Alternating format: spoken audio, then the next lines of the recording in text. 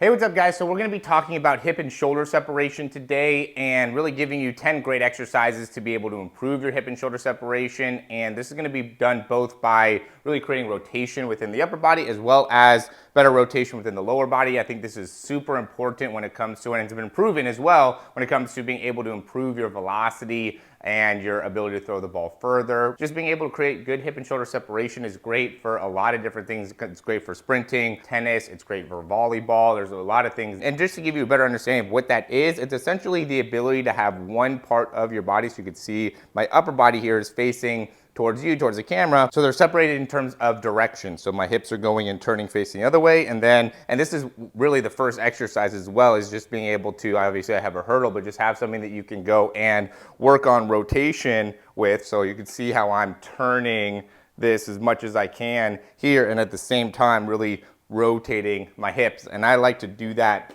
really going both ways. I'm right-handed, but I'd like to do it being able to rotate this way as well. This one's a lot harder for me just because I grew up playing quarterback and golf and things like that. And so this one really ends up being difficult. I get a lot of pull coming on through here, but I'm really focusing on being able to rotate my hips here as I am keeping my shoulder back. All right, next exercise, and then next two are gonna be from the ground. So this will be exercise number 2. You can see I have my knees really far open here. I can really tuck or untuck my toes. If I untuck my toes, I can sit back a little bit more. This really locks in my lower back. Then from here, I'm gonna have my hand out in front, and then I'm just rotating all the way up. As I come through, I like to reach back across and then come all the way back up. Notice how I'm looking at the weight as I'm going through that, and that's going to make it so now I can create rotation more so in the shoulders and upper body. Then I'm going to also go into laying on my back. This one's going to be more lower body, keeping my shoulders down, keeping my feet facing straight up, and now I'm going to just rotate side to side. This is really working more lower body and my ability to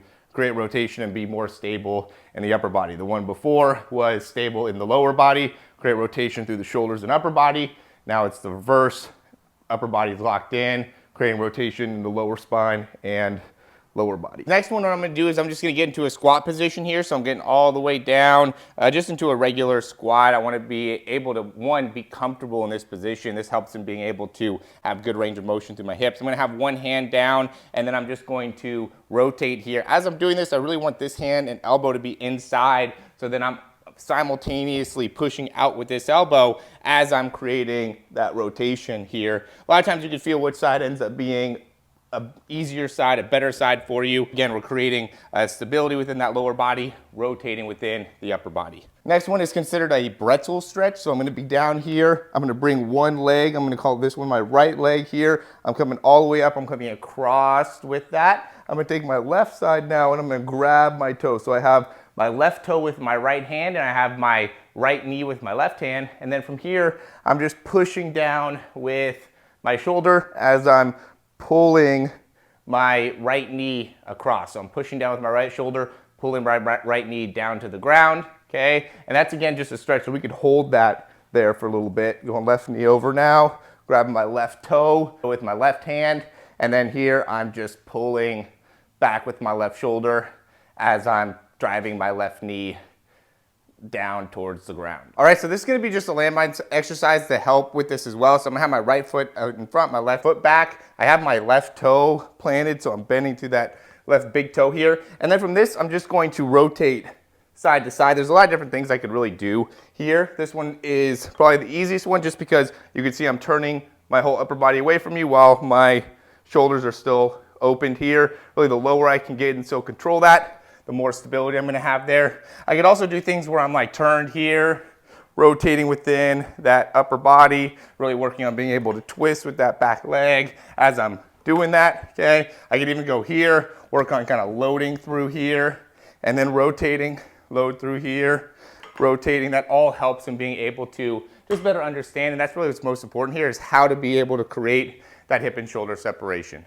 Here's another good way to create that hip and shoulder separation. So you can see I'm here, and what I'm just gonna do is I'm just gonna pull the bands here and then just be able to control right back. So I'm in a position, my hips are facing over the side. I'm allowing this band to kind of pull me, and then I'm gonna come back and control that back, just like kind of like an anti-rotation type of exercise. I'm creating rotation through the core as I'm doing this. I want to be nice and bent in my lower body and get good stability here. Really, the more I could pull all the way forward, the better. I think another really good one is going to be a hip box. So you can see I'm in a 90-90 position. That's another way of being able to describe it. I've gone over this one before as well. So I'm just here and I'm just going to rotate to the other side. So I don't want to move in my feet in terms of like they're at the same location, but as I'm doing this, I'm just I'm moving my knees from one side to the other. So my knees just lift up, come up and over, keep that 90-90 position with my knees, and then I just come right over. Again, you can see how this ends up being rotation. So I'm not moving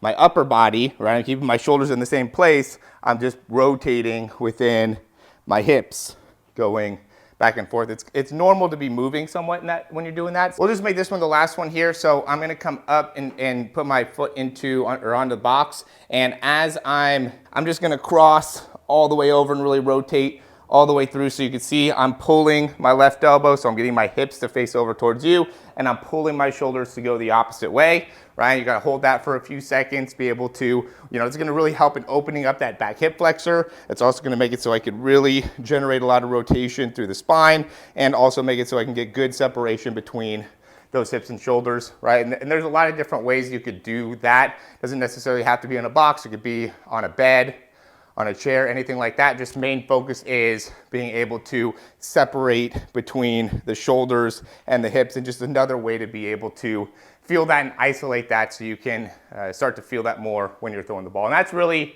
the main part of the video, or the main focus of creating this video, is really for throwers to be able to understand how to create that hip and shoulder separation when they're throwing, to make it so that's more smooth and they can create force through the hips, through the spine, and through the shoulders to be able to maximize their throw. So as always, guys, if you like the information, click that thumbs up down below. Subscribe to the channel. If you have any questions, comments, recommendations, you can leave those down below. I'm starting to sweat a little bit here, but it's super hot here today. I think it's like 9,800 degrees. But as always, I highly recommend you guys checking out Quarterback University. Also check out the description to find out about some of the other things that we offer in terms of workout programs. I do think that if you're an athlete looking to get better, it's really important to understand how does the body work. And so a lot of the workouts that we're doing is helping you being able to improve the core, the range of motion, the hips, the balance, the shoulder strength. So one part of it is mechanics, but if you could work in exercises and a training regimen that will help you in opening up within your spine, within your shoulders, within those hips, it's gonna help in